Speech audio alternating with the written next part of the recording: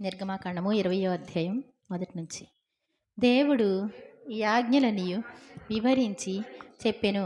నీ దేవుడనైన యెహోవాను నేనే దాసుల గృహమైన ఐగుప్తు దేశములో నుండి నిన్ను వెలుపలకి రప్పించి తిని, నేను తప్ప వేరొక దేవుడు నీకు ఉండకూడదు. పైన ఆకాశమందే గాని, క్రింది భూమి అందే గాని, భూమి క్రింద నేలయందే గాని యుండు దేని రూపమునైనను విగ్రహమునైనను నీవు చేసుకొనకూడదు. వాటికి సాగిలపడకూడదు, వాటిని పూజింపకూడదు. ఏలయనగా నీ దేవుడనైన యెహోవానగు నేను రోషము గల దేవుడను. నన్ను ద్వేషించు వారి విషయములో 3-4 తరముల వరకు తండ్రుల దోషమును కుమారుల మీదికి రప్పించుచు, నన్ను ప్రేమించి నా ఆజ్ఞలు గైకొని వారిని 1000 తరముల వరకు కరుణించువాడనై ఉన్నాను. నీ దేవుడైన యెహోవా నామమును వ్యర్థముగా నొచ్చరింపకూడదు. యెహోవా తన నామమును వ్యర్థముగా నొచ్చరింపువానిని నిర్దోషిగా ఎంచడు. విశ్రాంతి దినమును పరిశుద్ధముగా ఆచరించుటకు జ్ఞాపకముంచుకును. 6 దినములు నీవు కష్టపడి నీ పని అంతయు చేయవలెను. 7వ దినము నీ దేవుడైన యెహోవాకు విశ్రాంతి దినము. దానిలో నీవైనను, నీ కుమారుడైనను, నీ కుమార్తెనను, నీ దాసుడైనను, నీ దాసి అయినను, నీ పశువైనను, నీ ఇండ్లలోనున్న పరదేశి అయినను ఏ పనియు చేయకూడదు. 6 దినములలో యెహోవా ఆకాశమును, భూమియు, సముద్రమును, వాటిలోని సమస్తమును సృజించి 7వ దినమున విశ్రమించెను. అందుచేత యెహోవా విశ్రాంతి దినమును ఆశీర్వదించి దాని పరిశుద్ధపరచెను. నీ దేవుడైన యెహోవా నీకనుగ్రహించు దేశములో నీవు దీర్ఘాయుష్మంతుడు అన్నట్లు నీ తండ్రిని, నీ తల్లిని సన్మానించుము. నరహత్య చేయకూడదు, వ్యభిచరింపకూడదు, దొంగిలకూడదు, నీ పొరుగువాని మీద అబద్ధ సాక్ష్యము పలుకకూడదు, నీ పొరుగువాని ఇల్లు ఆశింపకూడదు, నీ పొరుగువాని భార్యనైనను, అతని దాసునైనను, అతని దాసినైనను, అతని ఎద్దునైనను, అతని గాడిదనైనను, నీ పొరుగువానిదగు దేనినైనను ఆశింపకూడదు అని చెప్పెను. ఆమేన్. ప్రేమాగలమా ప్రియ రక్షకుడా, ప్రభువా మమ్ము కనికరించి మేమీ ఆజ్ఞల్ గైకోనుటకు మాయాత్మలను ప్రేరేపించు. ఆమేన్.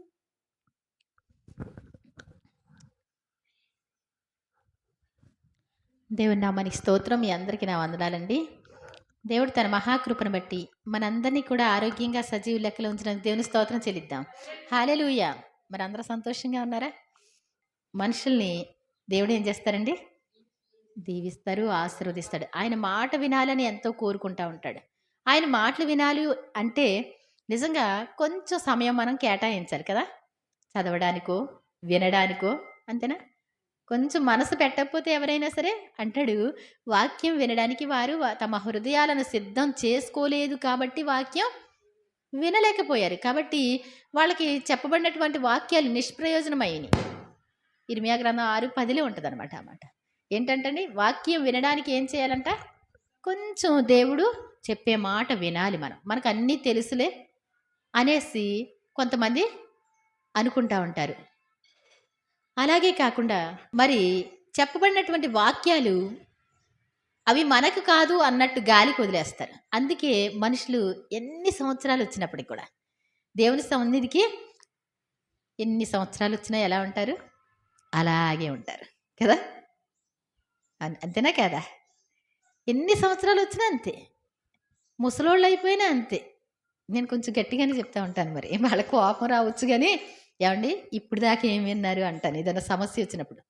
ఏమండి అంతేనా కదా? అన్ని జనుల కంటే మనం దారుణంగా ప్రవర్తిస్తే దానివల్ల దేవుని నమ్ముకుని ప్రయోజనం ఏంటండి? మనకి వాక్యాలు ఎలా అంటే, ఒక్కసారి చెప్పబడినప్పుడు మనం ఎలా ఉండాలి? పట్టుకునేలా ఉండాలి. నా కుమారుడా, నీ హృదయం నాకు ఇవ్వు, నా మాటల్ని పట్టుదలతో పట్టుకొననిమ్ము. పట్టుదలతో పట్టుకుంటే ఏమవుతుంది? అది గుర్తుంటుంది. ఇది చేయకూడదు అని తెలిసినప్పుడు నువ్వేం చేయాలి? దాటకూడదాన్ని కదా! పట్టించుకోకుండా ఉండకూడదు. ఏదైనా చెయ్యాలి అని చెప్తే లోపల ఈ ఆత్మ ఎవరిదంట? దేవుని. ఈ ఊపిరి దేవునిది. ఈ ఆత్మ దేవునిది. అది ఏం చేస్తుందో తెలుసా? మొన్న వాక్యం విన్నావు కదా! మొన్న వాక్యం చదివావు కదా! ఏమంటది? ఇలా చెయ్యాలి కదా! చెప్తా ఉందండి అందరికీ. చెప్దా చెప్పదా? ఎవరో చెప్పనవసరం లేదు. ఈ ఆత్మ ఈ శరీరానికి చెప్తా ఉంటదంట అస్తమానం. ఇది లైన్‌లో ఉండడం కోసం చెప్తా ఉంటది. కాబట్టి మనం ఏం చేయాలి అంటే ఎప్పుడు కూడా బైబుల్ చదువుతా ఉంటే ఈ ఆత్మ, ఆ ఆత్మకి మరలా దేవుడు తోడుగా ఏమిచ్చారు? పరిశుద్ధాత్మను కూడా ఇచ్చారు. ఈ పరిశుద్ధాత్ముడు మాటి మాటికి గుర్తు చేస్తా ఉంటారు. మన పనుల్లో గుర్తు చేస్తా ఉంటారు. అప్పుడు మనం ఏం చేయాలి? సరి చేసుకోవడానికి ఇష్టపడాలి. దిద్దుబాటు నీకు అసహ్యం గదా! అంటాడు. 50వ అధ్యాయంలో ఉంటదండి కీర్తనలో. ఏమంటాడు? భక్తిహీనులతో దేవుడే అంటాడు, దిద్దుబాటు నీకు అసహ్యం గదా! నీ ప్రవర్తన ఏమీ మార్చుకోవు. నార్మల్‌లో నువ్వెలా ఉన్నావు, ఫస్ట్ ఎలా వచ్చావో అలాగే ఉండిపోయావు. దానివల్ల ప్రయోజనం అనేటువంటిది ఉంటదా? ఒక క్రైస్తవ బిడ్డలు అయిన తర్వాత వాళ్ళలో మార్పు రాకుండా ఉంటాయి. ఒక క్రైస్తవ జీవితం అంటేనే మారు మనస్సు, మారు మనస్సుకు తగిన ఫలాలు, మారు మనస్సు పొందండి. ఏవండి? మారు మనసు నిమిత్తం సువార్త ప్రకటించండి అని యేసుప్రభువారు చెప్పారు, యోహాను గారు చెప్పారు, భక్తులందరూ చెప్తానే ఉంటారు. మీ ప్రవర్తన దిద్దుకోండి, మీ ప్రవర్తన సరిచూసుకోండి. మీరు ఒక్కసారి మీ ప్రవర్తన కోసం ఆలోచించండి. అసలు ఎందుకు మీరు ఇంత కష్టపడుతున్నారు? ఎందుకు ఇంత శ్రమ పడుతున్నారు? అసలు అంటే మనిషికి కష్టము, శ్రమ అనేటువంటిది సహజం అని కాదండి. కష్టము, శ్రమ అనేటువంటిది మనిషికి సహజం అనుకుంటాం. సహజం కాదు. అందరికీ రావచ్చు తుఫాన్లు. ఏవండి? అందరికీ తుఫాను వచ్చినప్పటికీ కూడా మీ ఇల్లు స్ట్రాంగ్‌గా ఉందనుకోండి. మీకేముంటది? ఆ! సేఫ్టీగా ఉంటారు లోపల. ఏవండి? మామూలు రోజుల్లో పనికి వెళ్ళిపోతారు. కానీ తుఫాను 4 రోజులు పట్టిందనుకో, అప్పుడేం చేస్తారు మీరు? లోపల కూర్చొని పకోడీ చేసుకొని తింటారు. ఏవండి? అవునా కాదా? ఏం చేసుకుందాం ఇప్పుడు? పనేం లేదు గదా బయట. చపాతీలు చేసుకుందామా? పూరి చేసుకుందామా? హాయిగా ఉంటారు. అంటే బయట ప్రపంచం కల్లోలంగా ఉన్నప్పటికీ కూడా మరి దేవుని యందు భయభక్తులు కలిగిన వారికి ఆశ్రయాలుంటాయి. దేవుని స్తోత్రం చెప్దాం. అలాగే భక్తి జీవితంలో కూడా అది నార్మల్ అనుకోవడానికి వీల్లే లేదు. నీకొచ్చేటువంటి కష్టం, నీకొచ్చేటువంటి శ్రమ అందరికీ వస్తున్నాయండి. ఆళ్ళకొస్తున్నాయి, నాకొస్తున్నాయి. కానీ మనకంటే సేఫ్టీగా దేవుణ్ణి ఎరగని వాళ్ళు ఉన్నారనుకోండి, అప్పుడు ఎవరు బెస్టు? ఎవరు బెస్టు? మరంతే అనిపిస్తది గదా! ఇప్పుడు అసలు లెక్క ప్రకారం చూస్తే మనం దేవుని యందు భయభక్తులు కలిగిన వారిగా ఉంటున్నాం. అంటే కొంచెం, కొంచెం, కొంచెం వచ్చి ఆ తర్వాత ఏం చేస్తాడు దేవుడు? మరలా ఆశీర్వదిస్తాడు. అంతేగాని న్ నీతిమంతులు ఏమవ్వరు? ఇప్పుడు జస్ట్ చెట్టు ఎదుగుతా ఉందనుకోండి. దాన్ని ఏం చేస్తారు? వచ్చి చిన్నగా ఉన్నప్పుడు దాన్ని మొదలెల్లా గిల్లుతారు తెలుసా? వ్యవసాయస్తులు ఏం చేస్తారు? అది గిల్లితే ఏమవుతది? ఆ! మనకి కొంచెం వచ్చిన తర్వాత మరలా కొంచెం సేపులో అడేంట్రా ఇలా అయిపోయాడు అనుకునే లోపల అంతకంటే ఎక్కువగా ప్రబలుతాడు. దేవుని స్తోత్రం చెప్దాం. అది మన నీతిమంతులకి తగిన జీవితం. మనం ఎలా ఉంటాం? ఆశీర్వదింపబడాలి, దీవించబడాలి. ప్రతి విషయంలో కూడా దేవుడేం చేస్తారు? మన ప్రవర్తన కోసం ఆలోచించుకోవాలి అంటాడు. మనం ఎప్పుడు చూసినప్పటికీ కూడా మనం వాక్యానుసారంగా ఉండగలుగుతున్నామా? మనం నేర్చుకోగలుగుతున్నామా? చదివిందంతా చేయగలుగుతున్నావా? అసలు చదువుతుంటే అర్థమవుతుందా? కొంతమందికి బైబిల్ అసలు అర్థం కాదు. ఏవండి? దేవుడు చెప్పిన మాట చదువుతుంటే అర్థం కాదు కదా! అంటే ఫస్ట్‌లో అర్థం కాదు. తర్వాత ఒకసారి చెప్పిన తర్వాత ఏమవుద్ది? చదువుతుంటే ఈజీగా అర్థమవుద్ది. కాబట్టి ఒక్కసారి మరి ఓబద్య అనేటువంటి ప్రవక్త. ఓబద్య అనే గ్రంథం ఒక్క పేజీ మాత్రమే ఉంటది. ఒక్క అధ్యాయం మాత్రమే ఉంటది. ఏవండి? చిన్న ప్రవక్త. అంటే ప్రవక్త దేవుని మాట విని చక్కగా రాశాడు అంటే దేవుని యందు భయభక్తులు కలిగిన వాడే కదండి. చక్కటి మరి ఒక పాఠం నేర్పిస్తున్నాడు. ఒకసారి చూద్దామండి. ఓబద్య గ్రంథం మొదటి నుంచి చదవండి చకచక. హ్మ్. ఓబద్య అనేటువంటి మరి ప్రవక్తకు కలిగినటువంటి దర్శనము. ఎదోము అంటే ఎవరండి?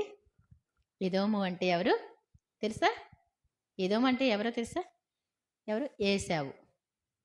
ఏశావు ఏవండి? ఏశావు ఎవరి కుమారుడు? ఇస్సాకు కుమారుడు. ఏమండి? ఏశావుకి అన్నదమ్ములు ఉన్నారా?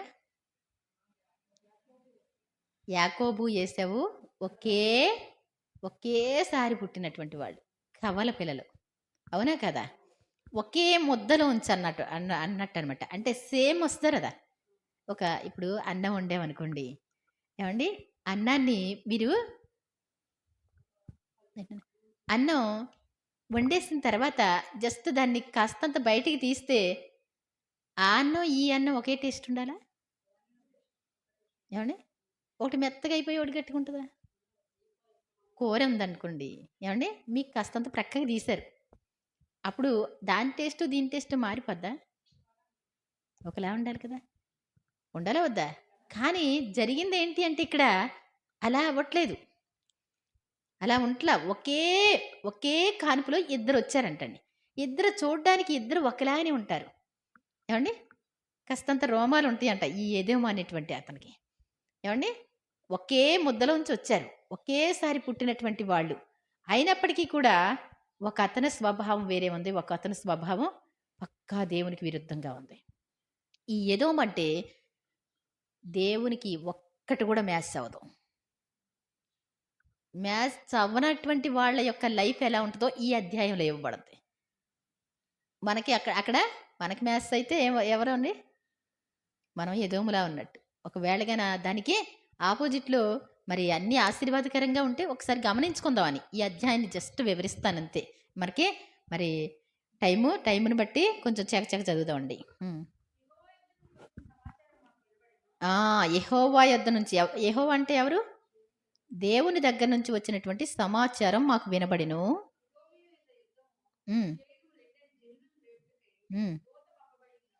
ఏంటంటండి? ఈ ఎదోము అనేటువంటి వ్యక్తి ఎలాంటి వాడు అంటే నా అంతటి నేను బ్రతకగలను. ఏమండి? మా బంధువుల యొక్క సహాయం మాకు కావాలి. కొంతమంది ఏం చేస్తారు? బంధువులను ఆశ్రయిస్తారు. తమ్మును తామే నమ్ముకుంటారు. లేకపోతే మాకు ధనం ఉంది, మాకెవ్వరూ అవసరం లేదు అనుకుంటారు. తమ బలాన్నే నమ్ముకుంటారు. ఇలా ఉంటారు కొంతమంది. దేవుని అవసరం లేదు అనుకునేటువంటి వ్యక్తి ఈ ఎదోము. ఏమండి? యెహోవాను నమ్ముకునేవాడు ధన్యుడు, వాడు సురక్షితంగా ఉంటాడు. యెహోవాను నమ్ముకునేవాడు ధన్యుడు, వాడు బ్రతుకును. మరి రాజులను నమ్ముకున్నటి కంటే యెహోవాను ఆశ్రయించటం మేలు. ఏమండి?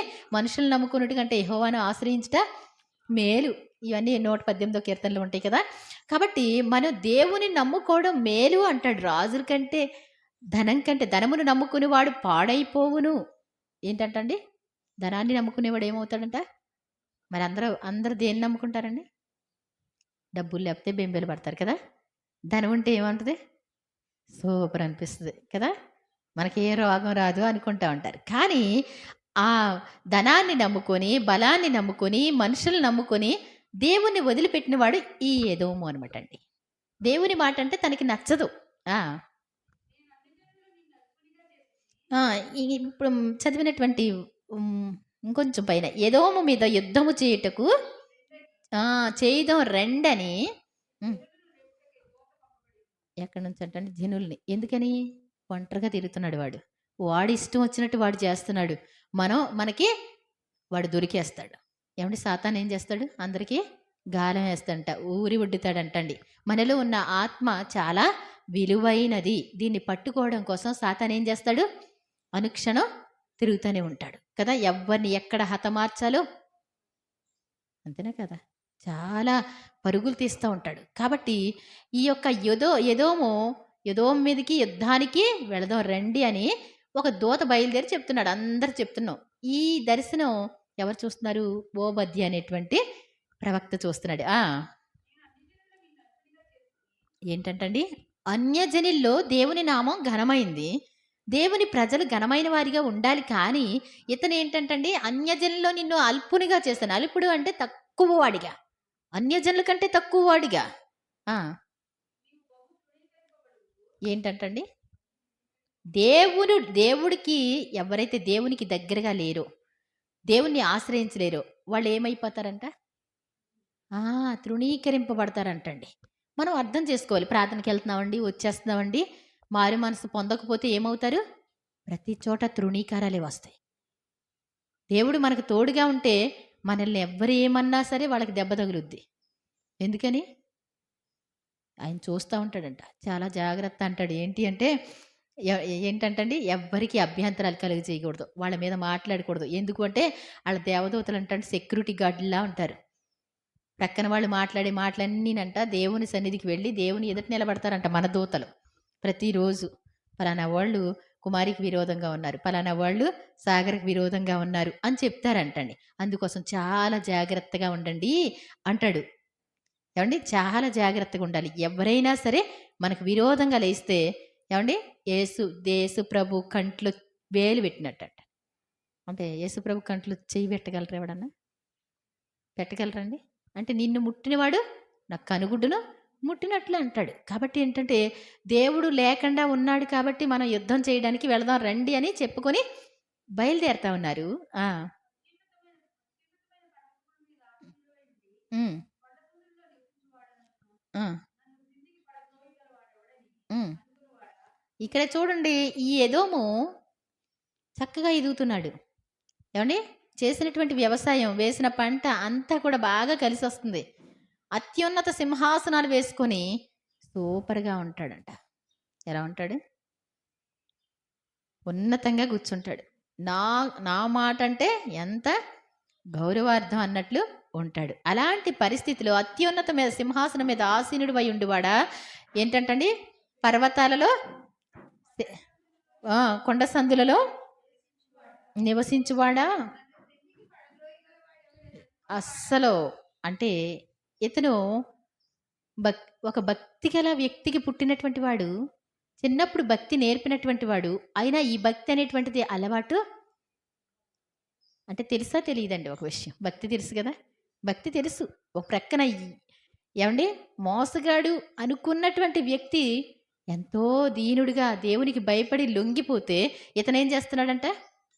అసలు దేవుడు గొడవే పట్టించుకోకుండా బ్రతుకుతున్నాడు. చాలా జాగ్రత్తగా ఉండాలి మనం. దేవుని గొడవ పట్టించుకోకుండా బ్రతికే వాళ్ళు ఉన్నతంగా దీవించబడిన, ఉన్నత శిఖరాల మీద ఉన్న, నన్ను ఎవడు పడేస్తాడులే అక్కడి నుంచి, నాకెవడు హాని చేసేది అనుకున్నప్పటికి కూడా అక్కడి నుంచి నిన్ను పడేస్తానంటాడు దేవుడు. ఆ! నీ హృదయపు గర్వము చేత ఏంటంటండి? మనిషికి ఎప్పుడైతే గర్వం వస్తదో, హృదయానికి గర్వం ఎప్పుడొస్తే వస్తదో మోసంలో పడిపోతారు. తెలీదనమాట అండి. ఏవండీ? హృదయానికి గర్వం అనేటువంటిది ఏంటంటే, ఒక గుండెకి బాగా కొవ్వు పట్టిందనుకోండి, ఏవండీ ఏం చేస్తది?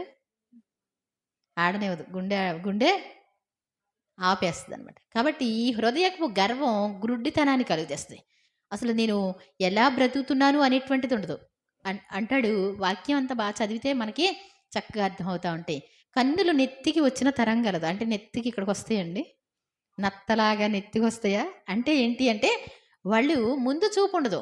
ఎవరిని పడితే వాళ్ళు ఎలా మాట్లాడతారో తెలీదు. ఎవ్వరినైనా బాధ పెడతారు. ఎవ్వరినైనా కష్టపడతారు. ముందు నాకేమవుతుంది అనేటువంటిది వీళ్ళకి తెలీదు. దూరదృష్టి అనేటువంటిది వాళ్ళకి తెలీదనమాట అండి. కాబట్టి ఇలా హృదయపు గర్వం వల్ల ఏమైపోయాడంటండి, మోసపోయావు నువ్వు. ఆ! హ్మ్. ఆ! పక్షిరాజు అన్నిటికంటే పైన పర్వతాలకి పైన కట్టుకుంటదంటండి గూడు. పక్షిరాజు గూడు అంత పైన నువ్వు నివాసం ఏర్పాటు చేసుకున్నప్పటికీ హ్మ్. ఎక్కడంటండి? అంటే ఇహ నక్షత్రాలంటే ఏంటి? సూర్యుడు ఇంకా కిందే ఉంటాడంట. చంద్రుడు కిందే ఉంటాడు. నక్షత్రాలు ఎక్కడుంటాయి? అన్నిటికంటే పైనుంటాయి. నక్షత్రాల్లో అంటే నీ ఉన్నతమైన ప్లాన్స్ వేసి నువ్వు ఎంత ఎదిగినప్పటికీ కూడా హ్మ్. ఆ! అచ్చట నుండియు ఏంటంటండి? ఎవరు చెప్తున్నారు ఈ మాట? దేవుడు చెప్తున్నాడు. దేవుడు లేనటువంటి వాళ్ళకి సాతానుగాడు ఎప్పుడూ వేటాడుతానే ఉంటాడు. ఏవండీ? దేవుడున్నటువంటి వాళ్ళకి సాతానొచ్చి ఒకవేళ కాస్తంత అటు ఊపి, ఇటు ఊపినా కానీ ఏమైపోద్ది? యోబు గారేంటి కొన్ని దినాల్లోనే మళ్ళా అందరూ చూశారు మంచి వైభవాన్ని, రెట్టింపు వైభవాన్ని. అది అసలైనటువంటి దేవుని యొక్క భక్తుల యొక్క చరిత్రలో. కొంతమంది చూస్తే వాళ్ళ పేరు, వాళ్ళ ఇల్లు మాసిపోతాయంటండి. వాళ్ళు భిక్షమెత్తుకుంటా ఉంటారంటండి. ఏవండీ? బాగా సంపాదిస్తారు. ఆళ్ళకి లారీలుంటాయి, బస్సులుంటాయి, కార్లుంటాయి. ఇన్ని రకాలున్న వాళ్ళు ఏమైపోతారంట? తిండికి లేక అడుక్కోవలసినటువంటి పరిస్థితి వస్తుందంట. అంటే అర్థం ఏంటి? అసలు ఎలా మారిపోద్ది అది? దేవుడు హెచ్చిస్తే ఎలా హెచ్చింపబడ్డావో తెలీదు. దేవుడు వదిలిపెడితే ఈ పరిస్థితి ఎలా వస్తుందో గుర్తుపెట్టుకోవాలి. వాక్యం చదవడమే కాదు, వాక్యాన్ని మనం అర్థం చేసుకోవాలి, గౌరవించాలి దేవుణ్ణి. ప్రభువా మీరు లేకుండా నేను ఒక్క అడుగు కూడా వెయ్యలేను అంటే అర్థం ఏంటండి? ప్రతీది వాక్యానుసారమే పడాలి అడుగు మంది. మీరు ఈ రోజు నుంచి గమనించుకుంటా చూడండి. వాక్యానికి విరుద్ధంగా ఒక్క అడిగేస్తే దానికి ఏమండి పర్యవసానం ఎలా ఉంటుందో చూస్తూ ఉండండి. పర్టికులర్గా చూసుకుంటూ ఉండండి. ఏమండి మీరు మంచి చేస్తూ ఉంటే దేవుడు ఎలా ఆశీర్వదిస్తున్నాడో కూడా చూడండి. కొంచెం గమనించగలగాలి మన మార్గాల్ని. ఇదే యెహోవా వాక్కు, చోరులే గాని రాత్రిపూట కన్నం వేసేవాళ్లే గాని నీ మీదికి వస్తే ఏమండి ఇక్కడ ఏంటంటండి, దొంగలు వచ్చినా రాత్రి కన్నం వేసేవాళ్ళు వచ్చినా నీ మీదకి వచ్చారనుకోండి, మన దగ్గరికి వచ్చారు, మనం పడుకొని ఉన్నాం ఏమండి, మనకి చడి చప్పుడు కాకుండా కొంత పట్టుకెళ్తారు, అంత పట్టుకెళ్ళిపోతారండి. ఏమండి ఇల్లు వాకిళ్ళు నీకున్నదంతా, నీకున్న ఆస్తి, నీకున్న ఆరోగ్యం పట్టుకెళ్ళగలరా వాళ్ళు? కొంచెం పట్టుకెళ్తారు వాళ్ళు.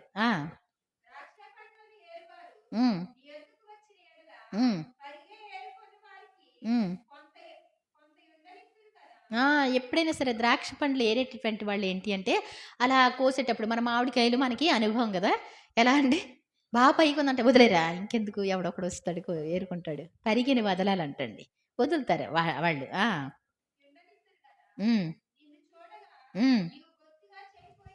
అసలు కొంచెమన్నా లేదు, కొంచెం కూడా మిగలలేదు నీ దగ్గర. మొత్తం నిన్ను చూస్తే ఎలా అయిపోయావు నువ్వు? నీ దగ్గర నుంచి కొంచెం అన్నా తీద్దామంటే ఒక పండు, ఒక కాయ, ఒక కూరగాయ ఏదన్నా పాడైపోయింది అంటే ఇలా పట్టి చూస్తే గబగబా కడిగితే విత్తనాలన్నా వస్తాయి రావండి. ఒక టమాటా పాడైపోయింది అనుకోండి, ఒక చుక్కుడుకాయ పాడైపోయింది అనుకోండి, మీరు ఇలా కడిగి చూడండి ఏమవుతుంది? విత్తనాలు చక్కగా ఉంటాయి పైది పోయినా కదా. నిన్ను చూస్తే బొత్తిగా చెడిపోయి ఉన్నావు.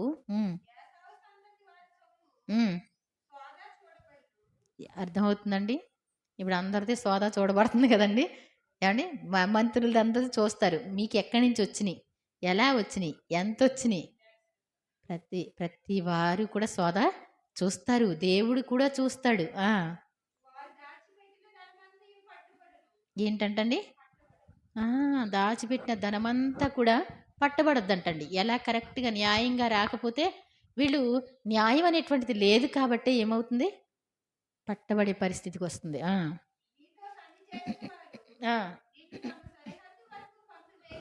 ఏంటంటండి ఇప్పుడు దాకా నీతో స్నేహం చేసిన వాళ్ళు ఏం చేస్తారో తెలుసా? దేవుడు నీకు లేకపోతే, నీ హృదయం చెడిపోయి ఉంటే, నీవు గర్వంగా ఉంటే వాళ్ళు ఏం చేస్తారు? ఇప్పుడు దాకా నీతో స్నేహం చేసినటువంటి వాళ్ళు వాళ్ళ సరిహద్దులు చివరికి తరిమేస్తారంట, నిన్ను పంపించేస్తారు.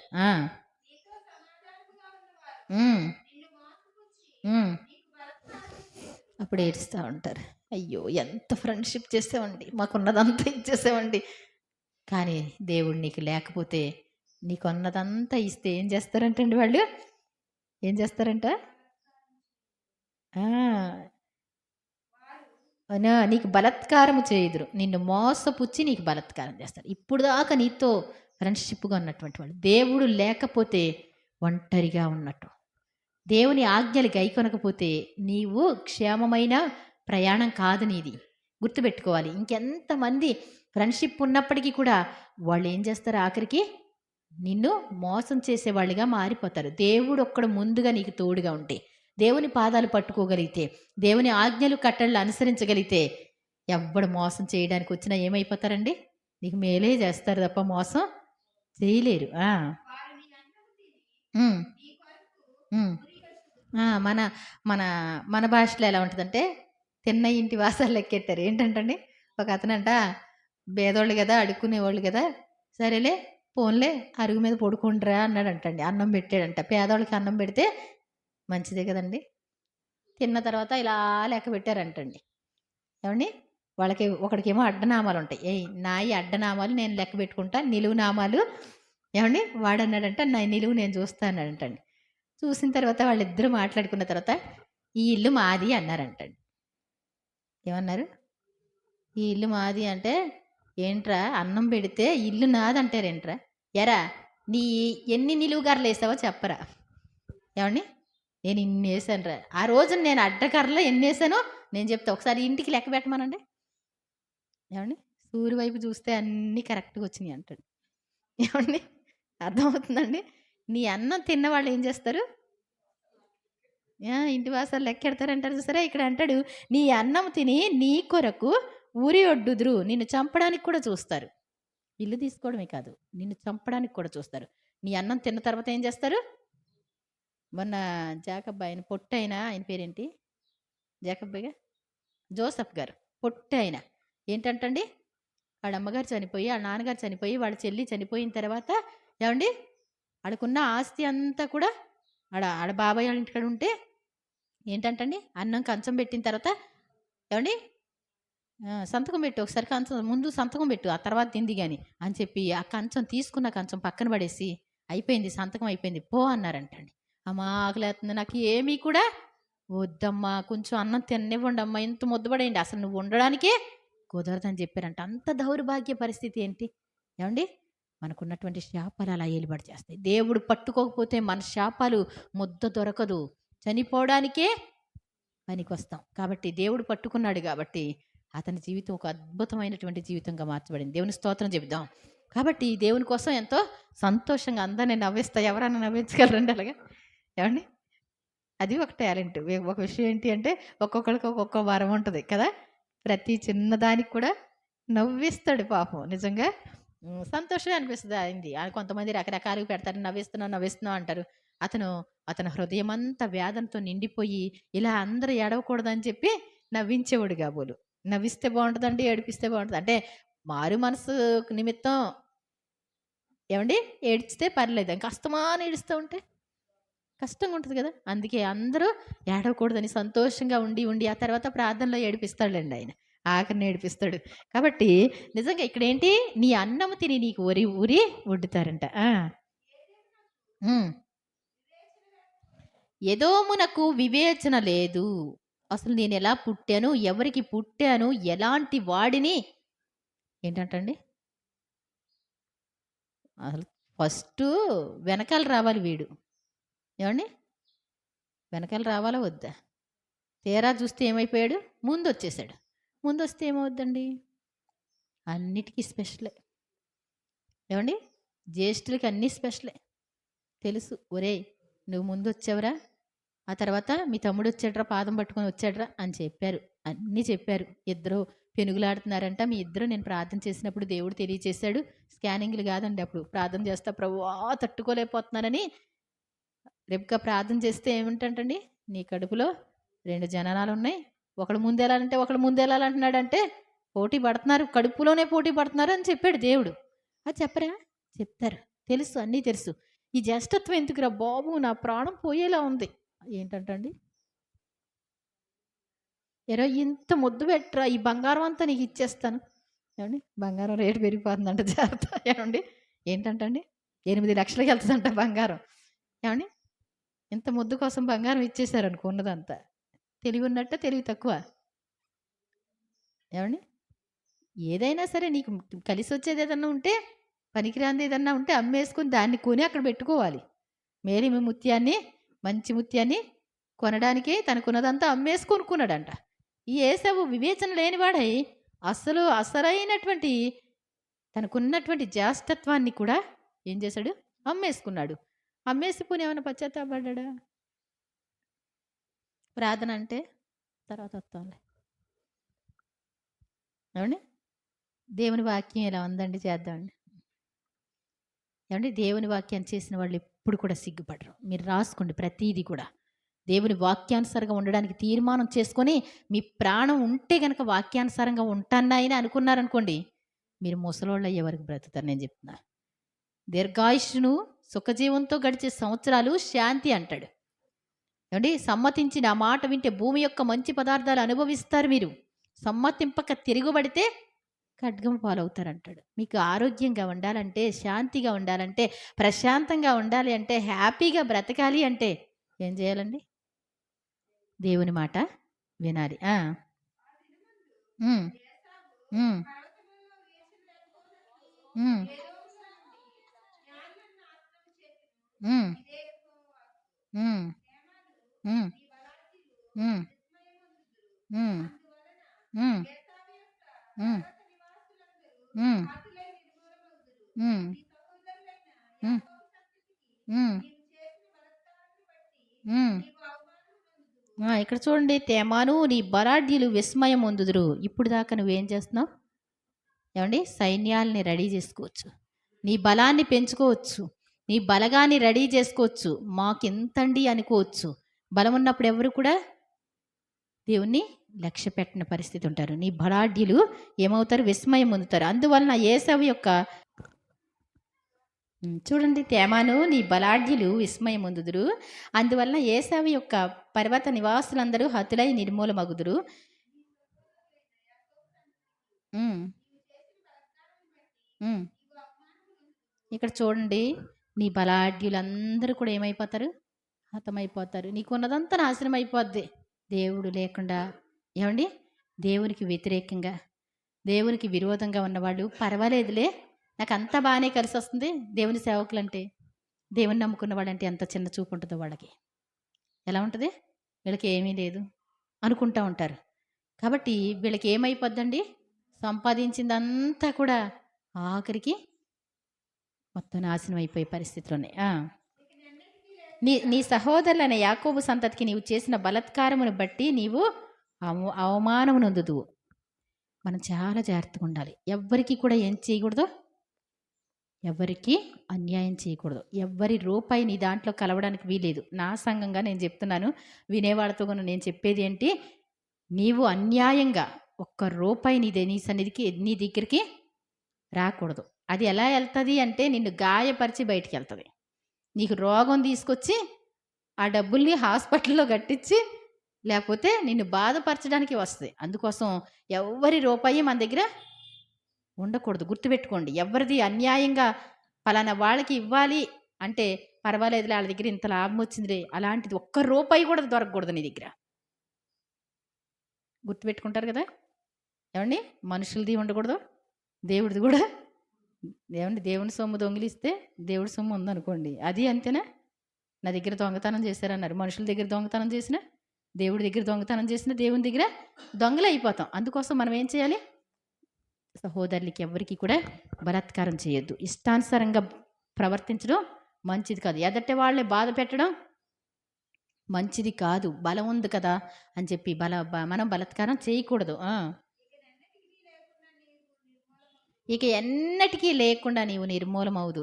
ఏసావు ఎంత దారుణమైన పరిస్థితి. దేవుడు ఏం చేశాడంటే, ఎంతో మరి మనకు తెలుసు కదా, యేసు ప్రభు వారి దగ్గర మరి 12 మంది శిష్యుల్లో ఒకటి శిష్యుడిగా ఉన్నటువంటి ఇస్కరియోతు యూదా దూరంగా ఉంటే తప్పిపోతాడేమో, ఈ నాశన పుత్రుడు దగ్గర పెట్టుకుందాం అనేది దగ్గర పెట్టి ఆయన బోధలన్నీ వినిపించి పరలోక సంగతులని తెలియజేసి, ఏమంటే అద్భుతాలు ఆశ్చర్యకార్యాలు చూస్తే ఏం చేశాడండి?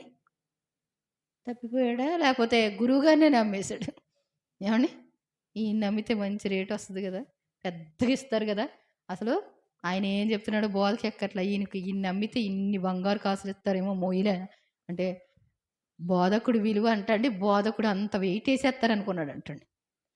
వాళ్ళు ఏమన్నారంటండి, బానిస విలువ కట్టి మీ బోధకుడికి అంతకంటే రావు అన్నారంట వాళ్ళు. అర్థమవుతుందండి? కాబట్టి చాలా జాగ్రత్తగా ఉండాలి. ఏసావు దగ్గర పెట్టుకున్నప్పటికీ కూడా ఏమాత్రం కూడా వివేచన లేనివాడిగా, తనకి జ్యేష్ఠుడిగా పుట్టించినప్పటికి కూడా, ఒక భక్తిపరుల కుటుంబంలో భక్తి కలిగినటువంటి వాళ్ళ గర్భవాసన పుట్టించినప్పటికి కూడా తనంతట తానే పాడు చేసుకున్నాడు. దేవుని మాట లెక్కలేనటువంటి వాడిగా ఉన్నాడు. ఉమ్, ఉమ్, ఉమ్, ఉమ్, ఉమ్, ఉమ్. ఒకసారి చూడండి, ఎంత మాటలు మీకు అర్థమవుతున్నాయి. ఒక్కసారి చూడండి, నీవు పగవాడివై నిలిచిన దినమందు, ఎవరికి పగవాడిగా? సహోదరులకి, దేవునికి కూడా పగవాడిగా నిలబడ్డాడు. దేవునికి వ్యతిరేకిగా నిలబడ్డాడంటండి. తర్వాత పరదేశులు వారి ఆస్తిని పట్టుకొని పోయిన దినమందు, అన్యులు వారి గుమ్మముల్లో చొరబడిన యెరూషలేము మీద చీట్లు వేసిన దినమందు నీవును వారితో కలిసి కొంటివి కదా. దేవునికి వ్యతిరేకమైన పనులు చేసే వాళ్ళతో నువ్వు కలుసుకున్నావు. అసలు అన్యులైతే పర్వాలేదు, నీకు అన్నీ తెలుసు. దేవుని ఏర్పాటుతో పుట్టినటువంటి వాడు దేవునికి ఎంత వ్యతిరేకంగా మారిపోయాడు గుర్తుపెట్టుకోవాలి మనం. ఉమ్, ఉమ్, ఉమ్, ఉమ్. ఏంటంటండి సహోదరులకి ఏంటంటండి శ్రమలు వచ్చినాయి అనుకోండి, కష్టాలు వచ్చినాయి అనుకోండి, దరిద్రత వచ్చింది అనుకోండి, ఈ ఏశావు లాంటి స్వభావం కలిగిన వాడు ఏం చేస్తారు? నన్ను అన్నారు కదా, సరిపోయింది. ఇప్పుడు ఆ మాట ఉంటే ఛీ అంటాడంటండి పరలోకం నుంచి దేవుడు. మన వైపు చూసి ఏమంటాడు? అసలు మంచి మన మైండే లేదు వీళ్ళకి అనుకుంటాడంటండి. మనం మన పగవాళ్ళైనా పడిపోతే మనం చూసి నవ్వకూడదంటండి, గుర్తుపెట్టుకోవాలి. ఎప్పుడైనా వాళ్ళకి హెల్ప్ చేయాలి. ఎటువంటి వాళ్ళకైనా సరే మనం ఏం చేయాలి? పగవా మన సహోదరులు నాశనం అయిపోతే, పట్టబడితే చూసి సంతోషించేటువంటి అంత దుష్టత్వం ఈ ఏశావులో ఉంది. అలాంటిది పనులు మనం చేస్తే మనం కూడా ఏశావు యొక్క లిస్టులోనే ఉండిపోతామని చదవాలనిపించింది నాకు.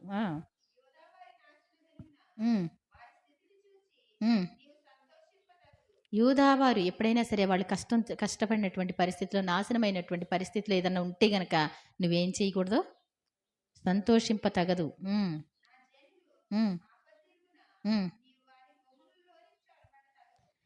కష్టాల్లో ఉండి హాస్పిటల్కి వెళ్ళారనుకోండి, దాంట్లో దోచేసేవాళ్ళు ఉంటారు. కొంచెం ఈ పని అప్పచెప్తే అక్కడ దోచేసేవాళ్ళు ఉంటారు. ఆపద్దినమున యుద్ధానికి వెళితే ఇంటికి వచ్చి ఏం చేస్తారంట? చాటుగా రాకూడదంట. యుద్ధానికి వచ్చేటప్పుడు ఏం చేయాలి? వాళ్ళకి కలిసి ఏమండి ఒక లెటరు పంపించాలి ముందు. ఏం చేయాలి? నీ మీదకి నేను యుద్ధానికి వస్తున్నాను, నీకు ధైర్యం ఉందా అని ఏం చేయాలంట? ఏమండి ఏం చేయాలంటండి? యుద్ధానికి వెళ్ళేటప్పుడు నేను వస్తున్నానని చెప్పి వెళ్ళాలంట. అంతేగాని ఆపద్దినములో యుద్ధానికి వెళ్ళినప్పుడు కానీ, కష్టంలో ఉన్నప్పుడు వెళ్ళినప్పుడు కానీ వీళ్ళు చాటుగా వచ్చి వీళ్ళని దోచుకోవడం తగదు. ఈ మంచి పనులు కాదు, వాళ్ళు లేనప్పుడు చేయకూడదు ఏ పని కూడా.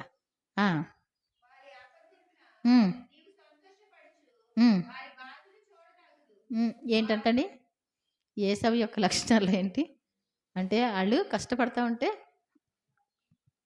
ఎంతో నేను కాబట్టి ఉన్నతంగా ఉన్నాను, నేను కాబట్టి సంతోషిస్తున్నాను అన్నట్టు వాళ్ళని చూసి హేళన చేయడం, సంతోషించడం తగదు అంటున్నాడు. తగదంటే ఏంటండి? నువ్వు అలా ఉంటున్నావు, అది మంచిది కాదు నీకు.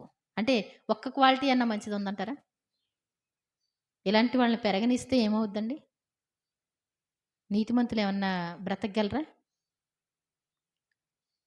మాట్లాడితే లాయర్ అయ్యారనుకోండి, రోజు లంచాలే తీసుకుంటున్నారనుకోండి, ఎంతమంది పేదవాళ్ళు ఇలా జీవితాంతం పేదవాళ్ళ కుటుంబాలు ఎన్ని నలిగిపోతాయో తెలుసా? అందుకే అంటాడు దేవుడు, ప్రతి ఉదయాన భక్తిహీనులను ఏం చేస్తాడంటండి? తుడుపు పెడతాడంటండి. చెత్తని ఊడ్చేసి పెంట పోగులో పోసేసి కాల్ చేసినట్టు. దేవుడు అలా చేయకపోతే అమ్మ ఎందుకు అయిపోయారు అయ్యి భార్య పిల్లలు ఏడవాలి తప్పదు, ఇంకేం చేస్తామండి? ఏమండి అక్కడ బోళంత మంది భర్త లేక ఏడుస్తున్నారు. ఆ విధవరాళ్ళు మొరపెడితే దేవుని సన్నిధికి వెళ్ళి నువ్వు ఏమైపోతావు? నీ భార్యలు కూడా విధవరాళ్ళు అవుతారు. వాళ్ళ మొర నా దగ్గరికి వస్తే, విధవరాలు మొర పెడితే నీ భార్యలు కూడా విధవరాళ్ళు అవుతారు, జాగ్రత్త అంటాడు దేవుడు. అంటే ఏంటి? నేను తీసేస్తాను, జాగ్రత్త. మనం ఎవరిని బాధ పెట్టకూడదు.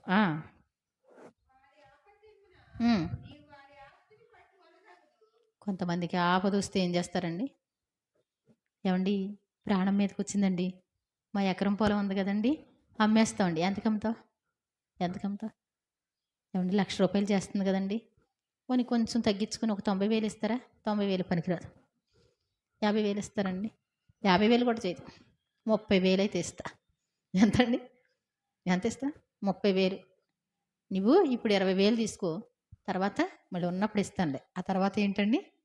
వాడు బాతకుడు, ఈ ఆస్తి పోయింది, ఇది ఇప్పుడెప్పుడే ఇవ్వడం మిగిలిన. కొంతమంది ఏంటి ఆపద్దినంలో వాళ్ళ ఆస్తిని పట్టుకునే వాళ్ళు ఎలా ఉంటారు? ఏమి లేదండి, అలాంటి వాటికే కాపలా కాస్తుంటారు. వాళ్ళకున్న దరిద్రత ఏడకు వస్తుందని, వాళ్ళకున్న దరిద్రత వస్తారు అదా. ఏమండి పోనీ సంతోషంగా వాళ్ళు అడిగినంత ఇవ్వగలిగితే మాత్రం తీసుకో. ఎవరైనా కష్టంలో ఉండి, అమ్మ ఈ భూమి 4 లక్షలు చేస్తుంది, 3,50,000 3,00,000 ఇచ్చి తీసుకుంటారా అన్నారనుకోండి, తీసుకోండి. అంతేకాని ఏవండి మనమే రేట్ చెప్పేసి, మనమే కొంచెం ఇచ్చి, ఆ మిగిలింది ఎగ్గొట్టి అబ్బా! ఎంత చేస్తారో కొంతమంది. అలాంటి పనులు దేవునికి ఇష్టం ఉండవు. అలాంటి మొరలు దేవుడు ఇమ్మీడియేట్‌లీగా తీసుకుంటాడు అలాంటియి. చాలా జాగ్రత్త. ఎవ్వరికీ అన్యాయం అనేటువంటిది చేయకూడదు. నీ ఇష్టమైతే అది ప్రక్కన వాళ్ళతో పోలిస్తే న్యాయంగా ఉండాలి బిజినెస్‌లో అయినా. నీ ఇంట్లో ఉన్నటువంటి త్రాసుని చూస్తాడు దేవుడు. నీ ఇంట్లో ఉన్న గుళ్ళు అంటే కాటా రాళ్ళు చూస్తాడు. ఏవండీ తక్కువుందా? ఎక్కువుందా? కరెక్ట్‌గా బయట ఎలా అమ్ముతున్నారో అలా ఉండాలి నీ దగ్గర. పాయింట్ అంత చిన్నది ఉంటే గనక కొలిసేటప్పుడు పెద్దది పెట్టుకుంటారంట. చిన్నవి, పెద్దవి ఉంటాయంట. చిన్న పాపను పిలవరా అంటారంటండి. ఏం చేస్తారంటండి? ఎందుకని? మనం అమ్మేటప్పుడు చిన్న పాపతో అంటే చిన్నయి అనమాట అండి. ఏవండీ పెద్ద పాపలు, చిన్న పాపలు ఆళ్ళ బిజినెస్ యొక్క లాంగ్వేజ్‌లు ఉంటాయంట. కాబట్టి అలాంటియి ఉంటే పైన ఆయన చూస్తూనే ఉంటారు. కరెక్ట్‌గా ఉండాలి పడి. ఎక్కడ కూడా నువ్విస్తే గనక కరెక్ట్‌గా ఎక్కడికెళ్ళినా ఎలా ఉండాలి? సూపర్‌గా ఉండాలి. మేము ఒకే ఒక్క నెల పెట్టాను. కిడ్నీలో స్టోన్స్ వచ్చినాయని ఒకరోజు ఎళ్లి కూరగాయలు తీసుకొచ్చా చుట్టాలొచ్చారని. అమ్మో! ఈ కూరగాయలు నేను ఇలాగైతే కొనలేనని జెప్పి ఏదో మామూలుగా కట్టేయ వాళ్ళ దగ్గర తీసుకొని డబ్బులు ఒక 5,000 తీసుకొని వెళ్ళి కూరగాయలు తీసుకొచ్చి పెట్టేసాం. ఒకే నెలని. అన్నీ నంబర్ 1 క్వాలిటీలు తీసుకొచ్చా. అందరూ ఎస్టీ వాళ్ళు కూడా వచ్చారు అక్కడికి. భాషలో చెప్పుకుంటున్నారు. అమ్మ నాయన ఇన్నొచ్చినాయేంటి కేజీకి ఉల్లిపాయలు ఏంటంటండి? ఇన్ని ఉల్లిపాయలొచ్చినియేంటి? ఈ అమ్మాయి దగ్గర అన్నీ ఎక్కువొస్తున్నాయి అని చెప్తుంటే సరువుందక్కడ. అంటే వాళ్ళ ఊళ్ళో ఏం చేస్తారు? ఆ! నేను ఒకసారి తెప్పిస్తే అర కేజీ అంటే ఇంతే ఉంటదా అని ఒక్కసారి మనం వెయిట్ ఏయించుదాం తెలుస్తదని మరలా ప్రక్కన మిల్లులోకెళ్ళి వేస్తే ఎలా పావు కేజీకి 200 గ్రాములు కూడా లేవండి. అంటే ఏంటి? ఇంక అన్నిట్లో అలాగే దోచుకుంటా ఉంటారు. తప్పది. ఏంటంటే వాళ్ళని చూస్తానే ఉంటా. నేను గమనిస్తానే ఉంటా. ఆళ్ళు యవ్వనస్తులైన అందహీనంగా అయిపోయి జో రక్తం లేక పడిపోయేవాళ్ళలా తయారైపోయారు. ఇప్పుడు చూస్తే మొన్న చూస్తే ఉసూరనిపించింది. ఆ రూపాయి, ఆ పాపాయి ఎందుకండి అయన్నీ? నువ్వు చేసుకో. చక్కగా చేసుకో. దేవుడు నిన్ను ఆశీర్వదిస్తాడు. ఆశీర్వదించకుండా మానడు. కాబట్టి గుర్తుపెట్టుకోండి. ఆ! చ హ్మ్. హ్మ్. ఏంటంటండి? వారిలో తప్పించుకొనిన వారిని సంహరించుటకు అడ్డత్రోవల్లో నిలువ యుద్ధానికి వెళ్ళిన వాళ్ళు ఎవరన్నా ఒకవేళ మిగిలితే గనక ఆళ్ళు పారిపోతా ఉంటే ఏంటంటండి? అడ్డత్రోవల్లో నిలిచి మరీ తెలివితేటలు ఉపయోగిస్తాం మనం అన్నట్టు చేస్తా ఉంటారు కొంతమంది. ఏవండీ? ఆ యుద్ధంలోంచి పారిపోతా దాక్కున్న వాళ్ళని పట్టుకొని నువ్వు సంహరించకూడదు. చాలా జాగ్రత్త. ఆళ్ళ ప్రాణం మీదకొచ్చి దేవుడు న్యాయమూర్తి. ఆళ్ళు తప్పించుకొని పారిపోతా ఉంటే పారిపోయినోడిని ఓడిపోయాను అని చెప్పినోడి మీదకెళ్ళటం ఎందుకండి? ఏవండీ? ఒక కోడి పడిపోయి ఉందనుకోండి. నిలబడి పందెం పోరాడేదాంతో పోరాడితే బావుంటది. పడిపోయిన దాన్ని ఇంకెందుకండి? అవునా కదా! దేవుడు కూడా ఒప్పుకోడు. కరెక్ట్ పద్ధతులుంటాయి. ఆ! హ్మ్. హ్మ్. ఏంటంటండి? శ్రమ దినంలో కష్టంలో ఉన్నాడతను. ఏవండీ? ఆడ శత్రువుల చేతికి వాళ్ళకున్నటువంటి వాళ్ళని రండి తీసుకెళ్ళండి అని చెప్పడం తగదు. నీ ప్రతి పాయింట్ చూస్తాడు నన్నడిగితే. ఈ ఒక్క అధ్యాయమే గాని ఎన్ని రకాలొచ్చినియండి? నీ ప్రతి పనిలో చూస్తాడు దేవుడు. నువ్వు ఇంటి వారితో ఎలా ఉంటున్నావు? నీకు సహాయం చేసే వారితో ఎలా ఉంటున్నావు? నీ భార్యతో ఎలా ఉంటున్నావు? నీ భర్తతో ఎలా ఉంటున్నావు? ఏవండీ? భర్త సొమ్మంతా తినుకుంటా ఉండి రాగానే నీరసమండి అందనుకోండి. ఏవండీ ఎలా ఉంటదండి? తప్పు గదా! ఏవండీ? భర్తకేమో బట్టలు సరిగ్గా లేకపోతే మనమే కొనుక్కుంటే అది తప్పు. అన్నీ చూస్తాడు ప్రతీది గూడా. భర్తకు పెట్టకుండా తినేసేవాళ్ళుంటారు. భార్యకి పెట్టకుండా అసలు బయట పలావు తినేసొచ్చి నీరసంగా ఉంది. వద్దు నాకొద్దు తినేయండి. ఏంటంట? పచ్చి పులుసు తినేయండి. ఏవండీ? ప్రతీది చూస్తాడు. నువ్వు ఏం తిన్నది కూడా చూస్తాడు. చాటుగా తిన్నది కొంతమంది చెప్పరు. చాటుగా ఖర్చు పెట్టినయి చెప్పరు. అలా ఉండకూడదు. తప్పండి. ప్రతీది కూడా ఎలా ఉండాలి? న్యాయం ప్రతి దాంట్లో చూస్తాడు దేవుడు. అంత పర్ఫెక్ట్‌గా ఉండాలి నువ్వు. ఆ! హ్మ్. ఏ ఏంటంటండి? యెహోవా దినం అంటే తీర్పు దినం. ఆయన ప్రతి మనిషి మీదకి వస్తది. అన్యజనుల మీదకి కూడా వస్తది. మమ్మల్ని పట్టించుకోడేమో, యేసుప్రభు మమ్మల్ని లెక్క చూడడేమో అనుకుంటున్నారేమో. ప్రతి కుటుంబంలో ఏవండీ? రావట్లేదా రోగాలకి బాధలు? అదన్నీ యెహోవా దినం అయి. ఆ! హ్మ్. హ్మ్. ఎప్పుడంటండి? ఇప్పుడు దాకా చేశాను. ఏంటంటండి? దో దోచుకొనొచ్చు ఇంకొద్దులే దోచుకోవడం మానేద్దాం సరిపోయిందిలే అనుకుంటే అప్పుడు నీ స్టార్ట్ అవుద్దంట. నీ దోచుకోవడం మొదలుపెడతారంట. అంటే ఏంటి ఇప్పుడు? ఇప్పుడు దాకా పోగేసింది ఏం చేయాలి? అప్పచెప్పాలి. అంటే ఎళ్ళిపోవాలి. నీకు అస్సలు ఎంతుందో అస్సలు మిగులుద్ది. నీ కష్టం ఎంతుందో అంతే ఉంటదక్కడ. అందుకే మన కష్టం మనకుందిరా అంటా ఉంటారు గదండీ! కాబట్టి చాలా జాగ్రత్తగా ఉండాలి. ఆ! ఎవరి నెత్తి మీదకొస్తదండి? కర్మ ఎవరిని వదిలిపెట్టదంటారు. ఏవండీ మామూలు హిందువులేమంటారు? కర్మ ఎవరిని వదిలిపెట్టదు అంటా ఉంటారు. నీవు చేసిందే నీ నెత్తి మీదకి కొలిచిన కొలత తప్పకుండా వస్తది. గుర్తుపెట్టుకో. చాలా జాగ్రత్త. ఎవ్వరికీ కూడా ఏం చేయాలి? మేలు చేస్తే తప్పేం గాదు. మేలు చేస్తే మేలొచ్చేస్తది. ఏవండీ కీడు చేయడానికి, ఎదటి వాళ్ళని దోచుకోవడానికి, అబద్ధమాడడానికి, ఎదటి వాళ్ళది తీసుకొని సంతోషపడడానికి అలాంటి పనులు మోసాలనేటువంటి దేవుడు ఒప్పుకోడనమాట. ఆ! హ్మ్. హ్మ్. హ్మ్. హ్మ్. ఆ! హ్మ్. హ్మ్. హ్మ్. ఏంటంటండి? రేపొద్దున చచ్చిపోతున్నాం అంటే ఏం చేశారంటే ఆస్తులు అమ్మేసి, కోళ్ళన్నీ కోసేసి, మేకలన్నీ కోసేసి ఏదో స్కైలాబ్ పడుతుందనంటండి. అప్పుడు అందరూ తినేసి తాగేసారంట. ఎలాగో చచ్చిపోతున్నాం అని జెప్పి. ఇంకెన్నడూ ఉండని వారన్నట్టు ఏం చేస్తారంటే తాగేస్తారంట, తినేస్తారంట. ఆ! హ్మ్. హ్మ్. హ్మ్. దేవుని కొండ ప్రతిష్ఠితమవుతుంది. హ్మ్. ఎక్కడైతే మిగులుతారో ఏవండీ మిగలడం అంటే ఎందుకు మిగులుతారు వీళ్ళు? ఆ! ఈ అన్యాయాలు, ఈ మోసాలు చేయకుండా మిగిలిన వాళ్ళున్నారంట. వాళ్ళు దేవుని కోసం ప్రత్యేకింపబడతారంట. ఆ! హ్మ్. హ్మ్. హ్మ్. హ్మ్. హ్మ్. హ్మ్. ఏంటంటండి? దేవుని కోసం నిలబడిన వాళ్ళు దేవుని సన్నిధిలో ఉంటారంటండి. వీళ్ళు యాకోబు సంతతి. ఈ ఏశావు సంతతి ఎలా ఉంటది అంటే, ఏవండీ యాకోబు సంతతి అంటే అగ్నిలా ఉంటదంటండి. కాల్చేసేవాళ్ళలా తయారవుతారు. ఇప్పుడు దాకా ఓర్చుకున్నారు కాబట్టి కాల్చేవారిలా తయారవుతారు. ఏశావు ఎలా అయిపోతాడంటండి? హ్మ్. హ్మ్. కొయ్యకాలంటే గడ్డి కోసేసిన తర్వాత మిగిలిందిలాగా. అంటే తుర్రుమని కాలిపోద్ది. ఇప్పుడు దాకా మరి ఎక్కడో మేడ మీద ఏంటి ఉన్నత శిఖరాల మీద కట్టుకున్నాను ఈ ఇల్లు అనుకున్నాడు.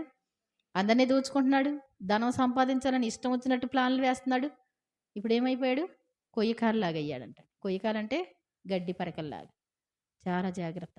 నీతిగా ఉండడం, న్యాయంగా ఉండడం, దేవుని కలిగి ఉండడం, దేవుని ఘనపరచడం అనేటువంటిది మన జీవితంలో ఉండాలి. లేదు అంటే దేవుడు లేకపోతే మొత్తం ఇవన్నీ కూడా ఈ బుద్ధులన్నీ కూడా దేవుని లేని వాళ్ళకే ఉంటాయి. మరి దేవుని కలిగిన మనం ఈ బుద్ధులేమన్నా మనలో ఉంటే అంతేనండి?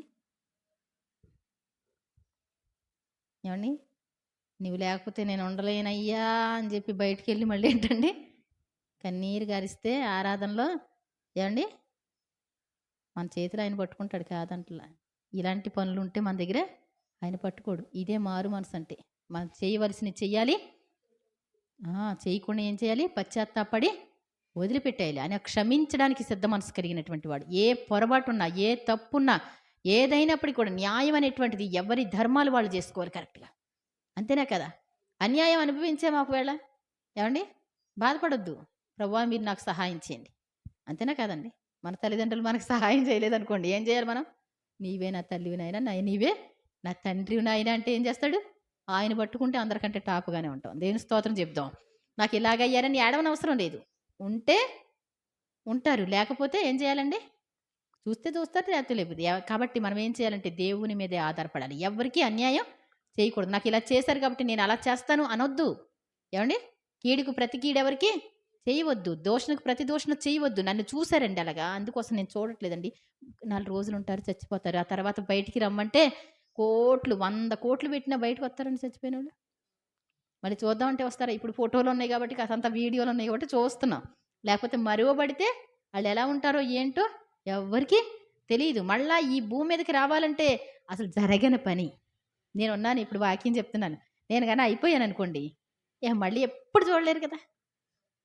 నేను మిమ్మల్ని ఎప్పుడు చూడలేను గదా! ఇంతటితో అయిపోద్ది లెక్క. ఇలా బ్రతికున్నప్పుడు మాత్రమే ఉంటాను. అవునా కదా! మీరైనా అంతే, నేనైనా అంతే. దీనికోసం పగలు, ద్వేషాలు పెట్టేసుకొని అన్నీ మోసాలు చేసేసి అక్కడ పెట్టితే ఏమవుద్దండి? ఈ పిల్లలకు కూడా క్షేమం అవ్వదది. మోసం చేసింది ఎవ్వరి డబ్బులు ఆళ్ళ దగ్గరికెళ్ళిపోతాయి. ఏవండీ? నీది కాని డబ్బు ఏమైపోద్ది? బయటికి వెళ్ళిపోద్ది. చాలా జాగ్రత్త. నీ డబ్బు నీవు కష్టపడిందో, నీ పితరులదో కరెక్ట్‌గా ఉంటే నేను అందుకే అంటా ఉంటా. పితరులదైనా సరే దాన్ని పరిశుద్ధపరచు నాయనా, పవిత్రపరచు మాకు తెలీదు నాయనా అని ప్రార్థన చేసుకోవాలి ఎవరైనా. మన పితరులు ఎవరన్నా ఉంటాడు. ఒక అనామకుడు ఎవడో ఉంటాడు. గెహాజీ లాంటోడు. పరిగెత్తుకుంటెళ్ళి వెండి, బంగారం, వస్త్రాల కోసం ఆశపడ్డాడు. తీరా చూస్తే ఏమొచ్చింది? కుష్టు సంపాదించాడు. తన తరతరాలకి కుష్టేనంటండి మాయదారిది. పాపం ఏం చేసుకున్నాడు? ఏంటి ఎంత బాధండి? అవునా కదా! ఒక పొక్కొస్తే, దురదొస్తే బాధ. కుష్ఠరోగం అంటే మాటలా? ఒక మనిషితో, దేవునితో గూడా అందరికి దూరమైపోయి ఒక ప్రార్థనకి రావడానికి కుదరదు గదా! ఏవండీ? నలుగురిలోకి రావడం కుదరదు గదా! ఏమి సంపాదన? దేవుని శిష్యుడి దగ్గరికెళ్ళి, దేవుని ప్రవక్త ఎళ్లి ప్రవక్తలా తయారవుదాం అనుకున్నవాడు కుష్ఠరోగం సంపాదించేసాడా? ఏవండీ? మనం చాలా జాగ్రత్తగుండాలి. మనం ఏం సంపాదిస్తున్నాం? ఏవండీ? ఎంతో భయంకరమైన వ్యక్తులు చక్కగా తయారవుతుంటే, భక్తిగా ఉన్నవాళ్ళు, దేవుని సన్నిధిలో ఉన్నవాళ్ళు, దేవునితో నడిచినటువంటి వాళ్ళు, దేవుని ప్రవక్తలతో నడిచినటువంటి వాళ్ళు భయంకరమైన వారిగా మారుతున్నారు. చాలా జాగ్రత్త. మన ప్రవర్తన మనం ఏం చేయాలి? సరి చేసుకుందాం. పడుకుందాం. ఇంకొంచెం చదవండి నాన్న. హ్మ్. హ్మ్. హ్మ్. ఏంటంటండి, యాకోబు సంతతి మంటగా ఉంటది. ఏశావు సంతతి కొయ్యకాలి వలె ఉంటది. కాబట్టి ఆళ్ళందరూ కూడా ఎవ్వరు కూడా మరి హెచ్చిపోకున్నట్లు వాళ్ళని ఏం చేస్తారంటండి? కాల్చేస్తారంట. ఆ! హ్మ్. ఇప్పుడేమైందండి? నేనెంతో సంపాదించుకున్నాను అనుకున్నాడు. ద వేరే వాళ్ళొచ్చి స్వతంత్రించుకుంటారు. ఆడ సంతానం ఉండదు ఇంకక్కడ. అర్థమవుతుందండి? విధి విరుద్ధంగా ఆస్తి సంపాదిస్తే తాను పెట్టనటువంటి గుడ్లను పొదిగినటువంటి పిట్టతో సమానంగా ఉంటాడు. ఏవండీ? కొన్నాళ్ళయిన తర్వాత పెంచిన తర్వాత ఇదేం చేస్తదండి? కాకి ఉందనుకోండి పెట్టి, తర్వాత కోకిలొచ్చిందనుకోండి, కోకిల కాకి దగ్గర ఉంటదండి. కొంచెం ఎదిగే వరకు మాత్రం ఉంటది. దాని పిల్లలా ఉంటదా పక్కన? ఉండదండి. ఏవండీ? కాబట్టి ఏంటంటే, మనం మనది కాని ఆస్తి సంపాదించినప్పటికీ కూడా, అది మన పిల్లలు తినరు. కాబట్టి చాలా జాగ్రత్తగుండాలి. ఎవ్వరిది కూడా మనం ఏం చేయకూడదు? ఆశ పడకూడదు. ఆ! హ్మ్. హ్మ్. హ్మ్. హ్మ్. హ్మ్. అసలు ఈళ్ళకి ఇంకేముండదండి ఒక విషయం. మొత్తం అంతా కూడా నాశనం ఏశావుదంటూ అక్కడ ఏమీ మిగలడం లేదు.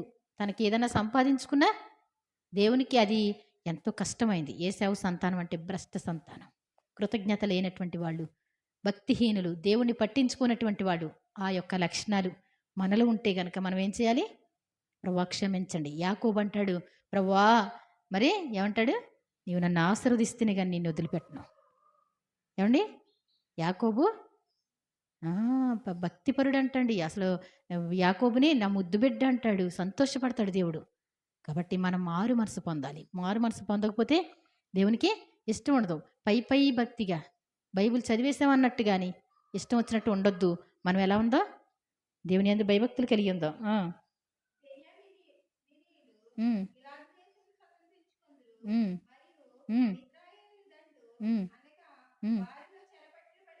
హ్మ్. హ్మ్. హ్మ్. హ్మ్. హ్మ్. హ్మ్. హ్మ్. హ్మ్. హ్మ్.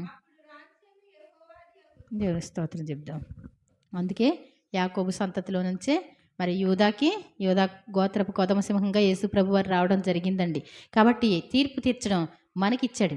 నీతిమంతులంట రేపొద్దుట తీర్పు తీరుస్తారంట. దేవదూతలకు కూడా తీర్పు తీరుస్తాం మనం. నీతిగా ఈ భూమి మీద నీతిగా బ్రతికితే ఈ బైబిల్‌లో ఉన్న చట్టాన్ని బట్టి పరలోకంలో ఉన్న దూతలకు గూడా మీరిక్కడున్నారేంటి? ఇలా ఉన్నాం మేము భూలోకంలో ఉండి చెడిపోయినటువంటి భూలోకంలో ఉండి పరిశుద్ధులుగా ఉన్న మేము అప్పుడు మనల్ని ఏం చేస్తాడు? అధికారం ఇస్తాడంట. కాబట్టి మర్చిపోవద్దు. ఇష్టానుసారంగా బ్రతకొద్దు. మరి ఏవండీ సంతోషమేనా? మరి మీకు అద్భుతం జరిగిపోతుందంటే బావుంటదండి. వాక్యం మీద మన ఫౌండేషన్ రావాలి. మనం ఎవ్వరిది దేవునికి దేవుడు కావాలి. ఆయన ఆజ్ఞలు, కట్టడలు, ఆయన మాట ప్రకారం మనం చెయ్యాలి. ఎవ్వడు కదపలేడు ఇంకా. ఏవండీ? లేకపోతే మనం సంతోషంగా ఉండలేం కదా! అందరూ కొంచెం అలసిపోయినట్టున్నారు. ఎక్కువ విన్నారు కదా! మరి ఒకే అధ్యాయం గాని అంటే మీకెందుకు ఇలా వివరించాను అంటే, మీరు ఒక్క అధ్యాయాన్ని ధ్యానం చేసుకుంటే, మన జీవిత హిస్టరీలన్నీ కనపడతాయి. మెల్లిగా చదవండి చక్కగా. అప్పుడు ఎవ్వరు మీకు చెప్పనవసరం లేదు. మిమ్మల్ని చెప్పేవారిగా దేవుడు చేసుకుంటాడు. మీరు ఇలా చదువుతా ఉంటే పరిశుద్ధాత్ముడు మీకు తోడుగా ఉండి, మిమ్మల్ని బట్టి దేవుడు ఎంతో సంతోషపడతాడు. దేవుడు తన పరిశుద్ధ వాక్యాన్ని దీవించునుగాక. మరి మనందరినీ కూడా దేవుడు ఇష్టపడి పాపం నుండి, శాపం నుండి, అతిక్రమాల నుంచి ఆయన విడిపించడానికి ఇష్టపడి మరి ఆయన ప్రియకుమారుడిని పంపించారు కాబట్టి ఈ రోజున మనకి క్షమాపణ ఉంది కాబట్టి ఇప్పుడు వరకు తెలిసి తెలియక చేసిన పొరపాట్లు తప్పులన్నీ కూడా ఒప్పుకొని చిన్ని ప్రార్థన చేసేసి పరిశుద్ధుడైన పరమ తండ్రి మీ ఘనమైన నామానికి వందనాలు. ఇంతవరకు బోబద్య గారికి మీరెంతో హిస్టరీ చెప్పారు. నిజంగా ఏశావు, ఎదోము తను తన జీవితమంతా కూడా ఎంతో బాగున్నాను అనుకుంటాడు. కానీ మీతో సంబంధం లేదు. ఆయన తను చేసే పనులు కరెక్ట్ అనుకుంటాడు. వివేచన లేని పనులు చేస్తూ ఉంటాడు. నేను మంచిగా ఉన్నాను అనుకుంటాడు. హృదయ గర్వంతో ఉంటాడు. ప్రభువా అన్నీ ఏది చూసినా అన్యాయాలే, మోసాలే. ప్రభువా మా జీవితాల్లో మేము ఎలా ఉన్నామో మాకైతే తెలియదు కానీ నాయన మీరన్నీ చూస్తూ ఉన్న దేవుడు. ఇప్పుడు వాక్యాన్ని బట్టి చూస్తే మేము ఎలా ఉన్నామో కూడా మాకు అర్థమవుతుంది. వాక్యం అనే అద్దం ముందుకు వచ్చిన మేము మా జీవితంలో కూడా మిమ్మల్ని కష్టపెట్టామని దుఃఖపెట్టాం అనేటువంటిది మాకు తెలుసు ప్రభు. మమ్మల్ని క్షమించండి. ఈ రోజు నుంచి యేసు ప్రభు వారిలాగా సహించుకోవడం, ఓర్చుకోవడం, నీతిగా, న్యాయంగా, యథార్థంగా ఉండడం మాకు నేర్పించమని ప్రార్థిస్తూ నాయన మమ్మల్ని అందరినీ మరి ఒకసారి క్షమించండి. మా పితరులు చేసిన పాపాలుంటే, శాపాలుంటే అవి మా మీద ఏలుబడి చేస్తూ ఉంటే ఒక్కసారి క్షమించి వాటన్నిటి నుంచి మీ ప్రియకుమారుడైన యేసు ప్రభు రక్తంతో మమ్మల్ని కడిగి పవిత్రపరిచి ఈ రోజు నుంచి ఆశీర్వదింపబడిన వారిగా ప్రభా మేము అనేకులకు ఆశీర్వాదకరంగా ఉందుంగా కని ప్రార్థిస్తూ మీ ఆశీర్వాదం కావాలని మీ పాదాలు పట్టుకొని అడుగుతూ యాకోబు వలె తగ్గించుకొని మీ సన్నిధిలో ప్రార్థించే భాగ్యం దయచేయమని యేసు ప్రభువారి దివ్యనామని అడిగి వేడుకుంటున్నాను తండ్రి. ఆమేన్.